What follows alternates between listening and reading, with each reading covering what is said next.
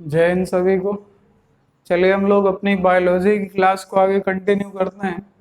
Biology की class में हम लोग अनुवांशिकी तक पहुंच गए थे। अनुवांशिकी में लगभग आधा खत्म कर चुके थे। आज अनुवांशिकी के जो बचे हुए पॉइंट है वो भी देख लेते हैं। अनुवांशिकी में सबसे पहली चीज जो हम लोगों ने पढ़ी वो मुख्य रूप से इम्पोर्टेंट थी जीन। जीन जीन से मिलकर के जो संरचना निर्मित होती है उसे क्या कहा जाता है? उसे बोलते हैं क्रोमोसोम या गुणसूत्र। मानव शरीर में गुणसूत्रों की संख्या सबको पता है 46 होती है। जीन की संख्या लगभग 30,000 होती है। पहले जीन में सबसे ज्यादा होते हैं और वाई यानी जो अंतिम जीन होता है उसमें सबसे कम होते हैं। यहाँ तक हम लोग देख चुके थे, अब आगे देखते हैं। अनुवांशिकी के पिता कहा जाता है ग्रेगर जॉन मेंडल को, जबकि आधुनिक अनुवांशिकी का पिता, उसके संबंध में हम आपको सारी चीजें बता चुके थे। जीन के संबंध में भी पूरी बातें बता चुके थे। अब बात कर लेते हैं मेंडल के बारे में। देखिए, ग्रेगर जॉन मेंडल ने मुख्य रूप से जितने भी प्रयोग किए वो ज्यादातर प्रयोग इनके बेस्ड थे मटर के पौधे पर। तो एक क्वेश्चन बनता है कि ग्रेगर जॉन मेंडल ने अपने सारे प्रयोग या ग्रेगर जॉन मेंडल ने अपने प्रयोगों के लिए किस पौधे को चुना? तो मटर के पौधे को चुना, जिसका वैज्ञानिक नाम पाइसम सेटाइवम पाइसम सेटाइवम नामक मटर के पौधे को इन्होंने चुना था।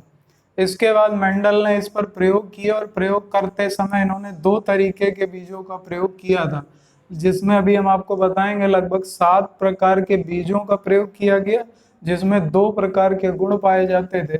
जिसमें मुख्य रूप से पहला गुण जो था लंबे पौधे के बीज और बौने पौधे के बीज। तो लंबे को हम लोग दर्शाएंगे कैपिटल टी से और बौने को दर्शाएंगे स्मॉल टी से। इन दोनों को यानी एक ही है, तो हमने पिछले टर्म में आपको बताया था कि इन्हें क्या कहा जाएगा? इन्हें होमोजीनियस कहा जाएगा। जबकि अगर ये अलग अलग हो जाए यानी एक कैपिटल टी हो और एक स्मॉल टी हो तो इसे क्या कहा जाएगा? हेट्रोजीनियस कहा जाएगा। तो यहाँ से इसी को एलिल भी कहा जाता है, क्योंकि अपोजिट गुण होते हैं और अपोजिट होते हैं लेकिन गुण एक ही प्रदर्शित करते हैं, इसलिए इन्हें एलिल भी कह दिया जाता है। तो ये होमोजीनियस को प्रदर्शित कर रहे हैं यानी एक लंबा और बौने। तो सबसे पहले हम लोग शुरुआत करेंगे मेंडल के पहले नियम से। मेंडल का जो पहला नियम था इसे कहा जाता है प्रभाविकता का नियम। प्रभाविकता का नियम, इसी को इंग्लिश में बोलते हैं लॉ ऑफ डोमिनेंस। प्रभाविकता का नियम या लॉ ऑफ डोमिनेंस के नाम से इसे जाना जाता है। अब प्रभाविकता का नियम होता क्या है इसके बारे में देखते हैं। देखिए, प्रभाविकता के नियम को समझने के लिए सबसे पहली चीज हम लोग दोनों ही ये एग्जाम्पल लेंगे। तो सबसे पहला कैपिटल टी और स्मॉल टी, यानी ये प्रदर्शित करेंगे लंबे को और ये प्रदर्शित करेंगे बौने को। हमने क्या किया, यानी प्रभाविकता का नियम क्या कहता है? जब इन दोनों में संकरण कराया गया यानी F1 पीढ़ी यानी पहली पीढ़ी के लिए जब संकरण कराया गया तो कैपिटल टी का संकरण हो जाएगा स्मॉल टी के साथ। तो यहाँ पर बनेगा क्या? एक कैपिटल टी आ जाएगा और एक स्मॉल टी आ जाएगा। इसके बाद फिर से संकरण होगा कैपिटल टी का स्मॉल टी के साथ। तो यहाँ पर फिर से क्या आ जाएगा? एक कैपिटल टी आ जाएगा और एक स्मॉल टी आ जाएगा। इसके बाद अब आगे, तो आगे भी स्मॉल टी के साथ कैपिटल टी का होगा। तो यहाँ पर क्या बनेगा? कैपिटल टी और इसके बाद स्मॉल टी। इसके बाद अब इस टी को लेंगे, इस टी के साथ जब इसका संकरण होगा तो यहाँ पर फिर से क्या बन जाएगा? एक कैपिटल टी और एक स्मॉल टी। यहाँ पर आप देखिएगा कि यहाँ पर हमने लिया क्या था? एक तरफ लिए थे लंबे पौधे और एक तरफ लिए थे बौने पौधे, लेकिन रिजल्ट में हमें क्या मिला? तो रिजल्ट में यहाँ पर होमोजीनियस लिया था, लेकिन यहाँ पर जो रिजल्ट आया वो क्या आया? ये रिजल्ट आया, पहली बात तो ये हेट्रोजीनियस बन करके निकले, हेट्रोजीनियस या हेट्रोजाइगस भी इसे कहा जा सकता है, हेट्रोजाइगस भी कहा जा सकता है। और जबकि यहाँ लिया क्या गया था, यहाँ पर लिए गए थे होमोजाइगस। तो ये पहली बात तो हेट्रोजाइगस किस में कन्वर्ट हो जा रहा है, होमोजाइगस किस में कन्वर्ट हो जा रहा है, हेट्रोजाइगस में। दूसरी बात, जो हमने लंबे और बौने पौधे का संकरण कराया, तो संकरण कराने पर ये जो पीढ़ी कहलाएगी, ये पीढ़ी हो जाएगी F1 पीढ़ी। F1 पीढ़ी में जो हमें पौधे मिलेंगे उनमें गुण कैसे होंगे, तो वो सभी पौधे कैसे मिलेंगे, तो इन सभी में ये गुण किसका है, लंबे का। यानी कि जो पौधे हमें मिलेंगे वो सभी पौधे कैसे होंगे, लंबे होंगे। तो अब बात आती है कि स्मॉल टी का गुण कहाँ गया। तो पहला नियम मेंडल का कहता है प्रभाविकता का नियम।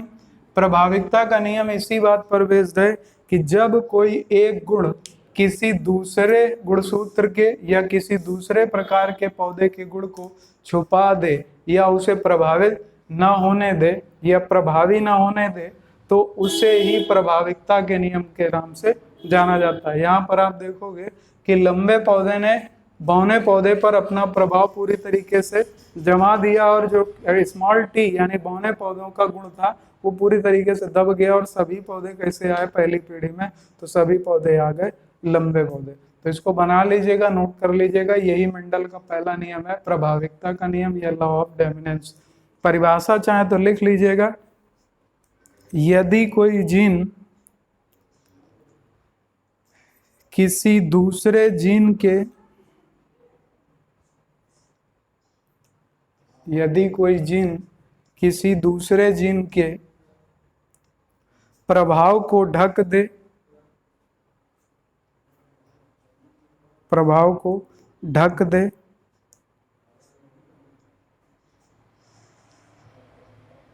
तथा उसे प्रभावी न होने दे, तथा उसे प्रभावी न होने दे, इसे ही लॉ ऑफ डोमिनेंस कहा जाता है, या इसे ही प्रभाविकता का नियम कहा जाता है। अब इसमें आपसे पूछ सकता है कि पहली पीढ़ी में इन पौधों के बीच में अनुपात क्या होगा। तो यहाँ पर इसका अनुपात अगर एक माने तो इसका भी तो एक ही होगा, और इसका क्या होगा, इसका भी एक होगा और इसका भी एक ही होगा। तो यहाँ पर हम कह सकते हैं कि पहली पीढ़ी के पौधों में कोई अनुपात नहीं होता। नोट कर दीजिएगा उसी के आगे, पहली पीढ़ी के अनुवांशिकी के संकरण में पहली पीढ़ी में कोई अनुपात नहीं होता।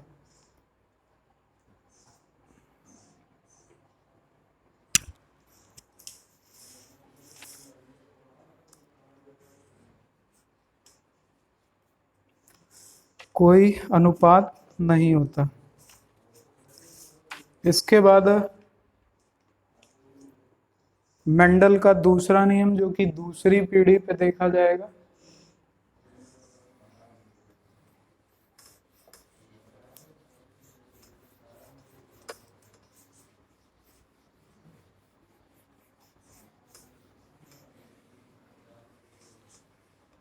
दूसरी पीढ़ी में जब देखा जाएगा तो क्या होगा, एक तरफ हम लोगों ने लिया, अब पहली पीढ़ी में रिजल्ट मान लीजिए ये निकल करके आया था एक, हमने क्या किया, दो बीज यही ले लिए, यानी कौन से, तो दोनों दूसरी पीढ़ी जो F1 में हमें, यानी पहली पीढ़ी जो F1 से हमें प्राप्त हुए थे उन्हीं से हमने दो बीज ले लिए।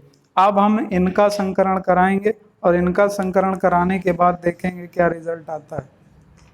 एक सेकंड रुकिएगा।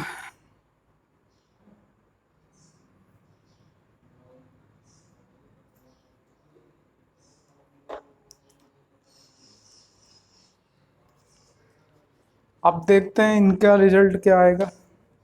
तो यहाँ पर कैपिटल टी ये इससे संकरण होगा तो क्या बना देगा, कैपिटल टी और कैपिटल टी, यानी इसका संकरण इससे होगा तो क्या बनेगा, कैपिटल टी और कैपिटल टी। इसके बाद इस स्मॉल टी का संकरण किससे होगा, इस स्मॉल टी से, तो ये क्या बना देगा, तो ये यहाँ पर देखिए स्मॉल टी है, तो यहाँ पर भी क्या है स्मॉल टी, तो ये क्या बना देगा, ये स्मॉल टी और स्मॉल टी बना देगा। इसके बाद अब अगर देखें तो इसका संकरण हो जाएगा किससे, तो इसका संकरण यानी इस वाले का संकरण अब हो जाता है जाकर के आपका किससे, तो पहले वाले से, यानी कैपिटल टी का संकरण हो जाएगा, यानी इसका संकरण इससे होगा तो क्या बना देगा कैपिटल टी स्मॉल टी, और इसका संकरण होगा तो इसका संकरण किससे, इससे होगा तो क्या बना देगा स्मॉल टी और कैपिटल टी। अब जरा देख सकते हैं आप, आपके सामने पूरा फिगर स्पष्ट रूप से रखा हुआ है, इसको हम जरा इस कैपिटल टी और स्मॉल टी ना समझ में आया हो तो फिर से बता दें। संकरण किस तरीके से हुआ, इसका संकरण पहले का पहले के साथ तो क्या आ जाएगा कैपिटल टी का कैपिटल टी के साथ, तो दोनों कैपिटल टी। इसके बाद स्मॉल टी का स्मॉल टी के साथ तो क्या आ जाएगा स्मॉल टी स्मॉल टी।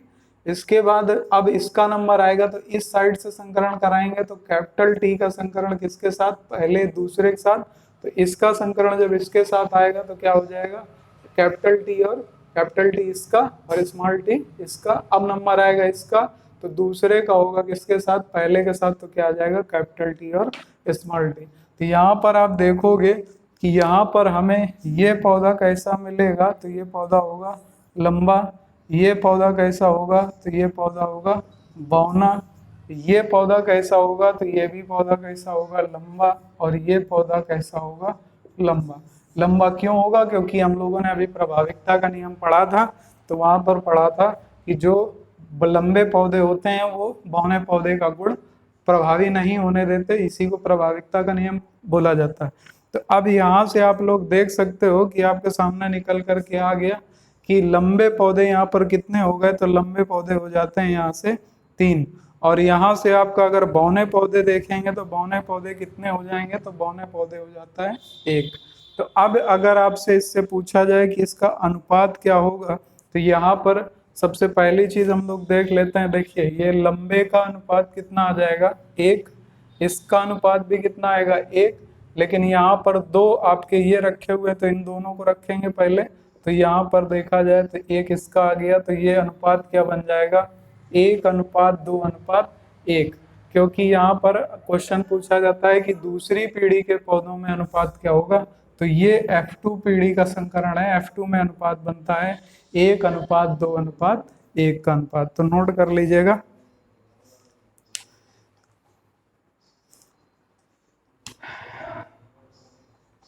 अच्छा, अगर इसको हम लोग दूसरी तरीके से लिखना चाहें तो इसमें लंबे कितने आए, तो लंबे आ जाते हैं कितने 3, और बौने कितने आ जाते हैं, तो बौने आ जाते हैं 1।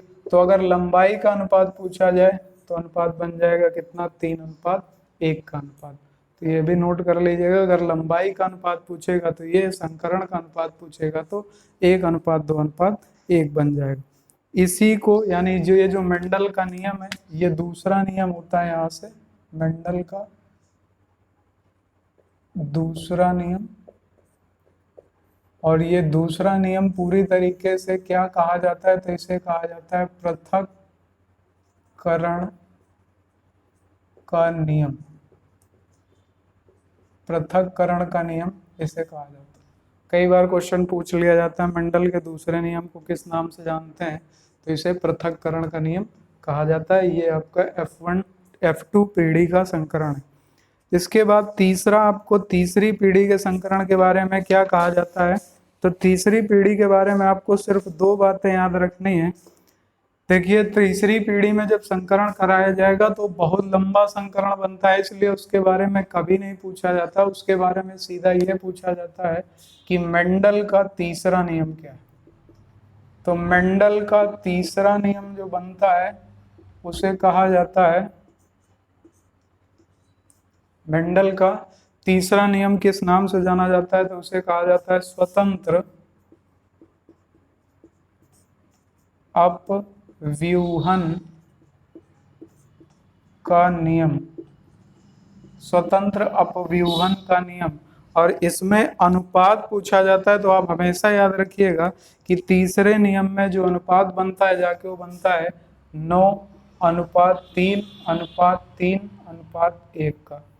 ये आपसे पूछा जाएगा कि तीसरी पीढ़ी का अनुपात क्या बनेगा। तो तीसरी पीढ़ी या मेंडल के तीसरे नियम में अनुपात बनता है 9:3:3:1। ये अनुपात देख करके ही आप अंदाजा लगा सकते हो कि कितना लंबा संकरण होगा जाके यहाँ पर, तो नोट कर लीजिएगा।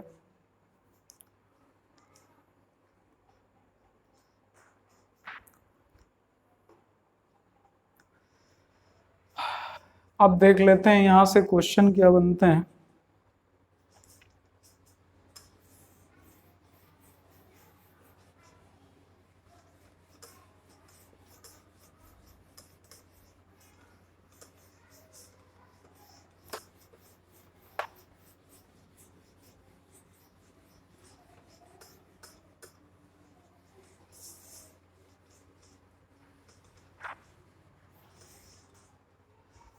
देखिए यहाँ से क्वेश्चन ये पूछा जाएगा कि दूसरी हरित क्रांति में, ये आपसे पूछा जाए दूसरी हरित क्रांति में मेंडल का कौन सा नियम प्रयोग में लिया गया था। तो याद रखिएगा सेकंड नियम ही प्रयोग में लिया मेंडल का पहला नियम प्रयोग में लिया गया था, जिसे किस नाम से जाना जाता है, प्रभाविकता के नाम से जाना जाता है। क्यों?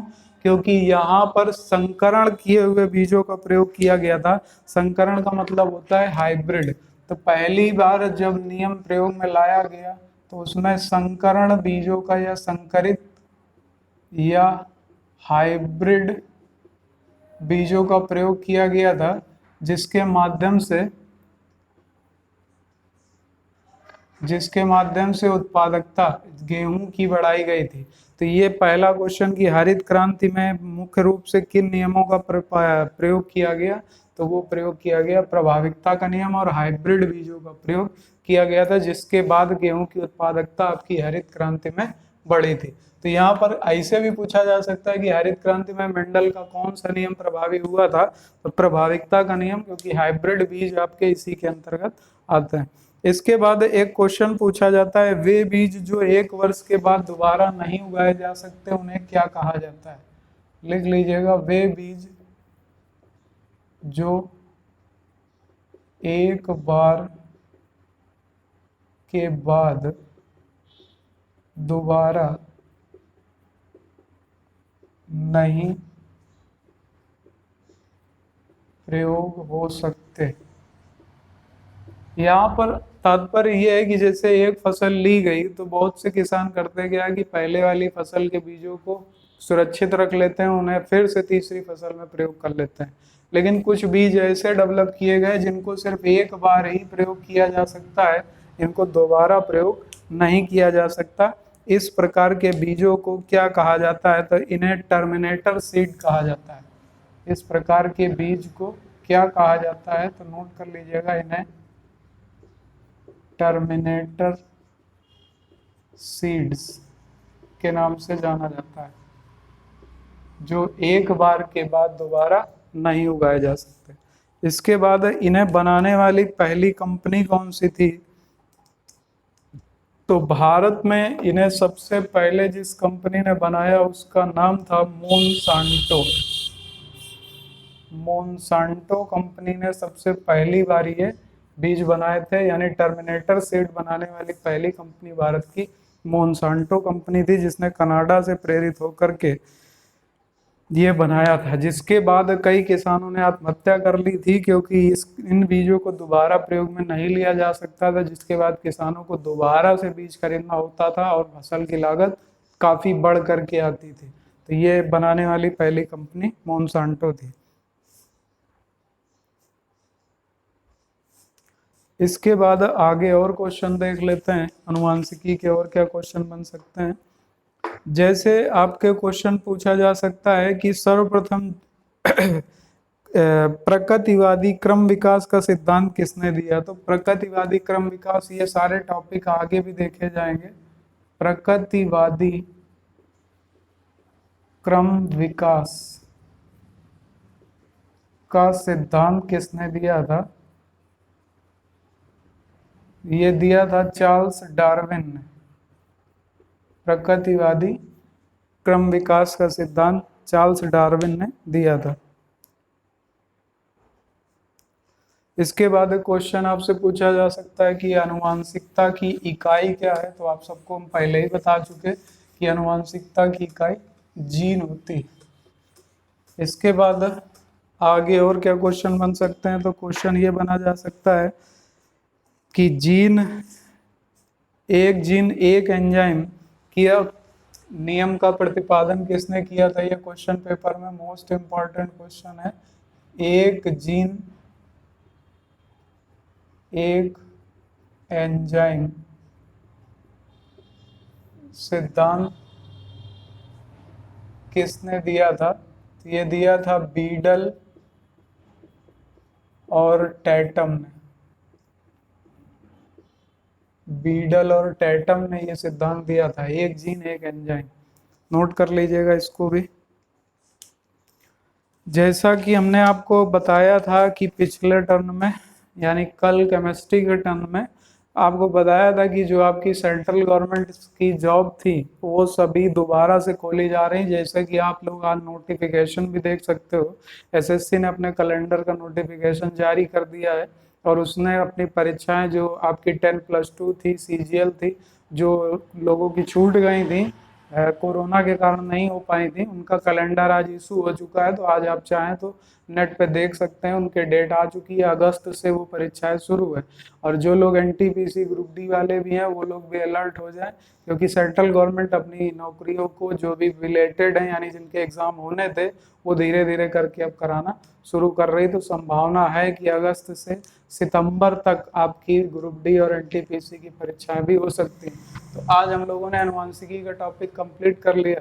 कल से हम लोग नए टॉपिक पे मिलेंगे और कल का नया टॉपिक हम लोगों का होगा जंतु विज्ञान के बारे में। कल हम लोग पढ़ेंगे जंतु विज्ञान में जैसे आर्थ्रोपोडा संघ, एनेलिडा संघ, मोलस्का संघ, ये संघ किस तरीके से होते हैं और क्या क्या इनके रूप होते हैं। यहाँ पर आनुवंशिकी का टॉपिक आज आपका पूरा हो गया। जो क्वेश्चन होंगे वो क्वेश्चन आपके प्रैक्टिस सीट के माध्यम से पूरे करवा देंगे। कल जो जंतु विज्ञान वाला टॉपिक है बहुत इंपॉर्टेंट टॉपिक है, उसको बहुत ध्यान से पढ़िएगा। तो कल मिलते हैं, तब तक के लिए जय हिंद, वंदे मातरम।